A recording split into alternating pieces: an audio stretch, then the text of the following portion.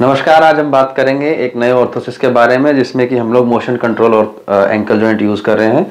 ये मोस्टली दिया जाता है उन केसेस में जहाँ पे कि टेंडन रिपेयर सर्जरीज होती है, जहाँ पे सर्जन की रिकमेंडेशन होती है कि उनको कुछ लिमिटेड सा उसमें मोशन चाहिए या उसको भी कुछ टाइम के लिए रिस्ट्रिक्ट करना है और धीरे धीरे उसके बाद उसमें मूवमेंट को बढ़ाना है, या फिर कुछ स्पास्टिसिटी के केसेस में जिनमें ग्रेजुअली एंकल को कंट्रोल करना और फिर धीरे धीरे धीरे धीरे फिजियोथेरेपी के साथ उसमें मूवमेंट देने का पर्पज होता है।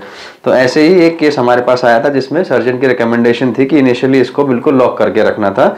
तो ये मोशन कंट्रोल एंकल जॉइंट जो है, इससे हम लोग पेशेंट का जो एंकल है उसको अपने हिसाब से कंट्रोल या मोशन दे सकते हैं। जैसे इस केस में अगर आप देखेंगे तो इसमें एक वेज लगा होता है।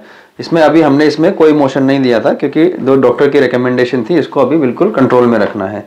लेकिन अभी पेशेंट की कंडीशंस कुछ इंप्रूव हुई हैं थेरेपी के साथ और उसका कंट्रोल मांसपेशियों पे अच्छा आया है, तो उनकी रिकमेंडेशन थी कि इसके अंदर हम लोग कुछ मूवमेंट अलाउ करें और इसी पर्पज़ के लिए हमने इसमें ये एक मोशन कंट्रोल एंकल जॉइंट दिया था।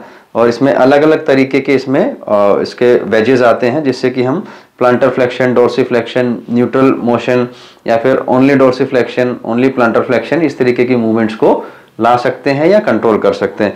फॉर एग्जांपल जैसे अभी मैं एक ये इसमें वेज यूज़ करने वाला हूँ, इससे हम लोग प्लांटर फ्लेक्शन और डोर्सिफ्लेक्शन दोनों को थोड़ा थोड़ा असिस्ट करने वाले हैं और इसका सिंपल सा प्रोसेस है।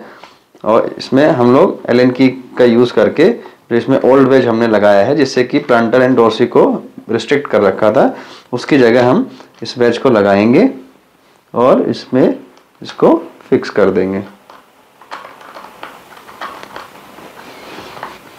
इसी तरीके से दूसरी तरफ से भी, ताकि मोशन जो है एंकल मूवमेंट जो है वो कोइंसाइड करे अच्छे से, तो इसको दोनों तरफ से चेंज करना ज़रूरी होता है। इधर से भी हम इस वेज को निकाल के इसमें लिमिटेड मोशन वेज लगा देंगे।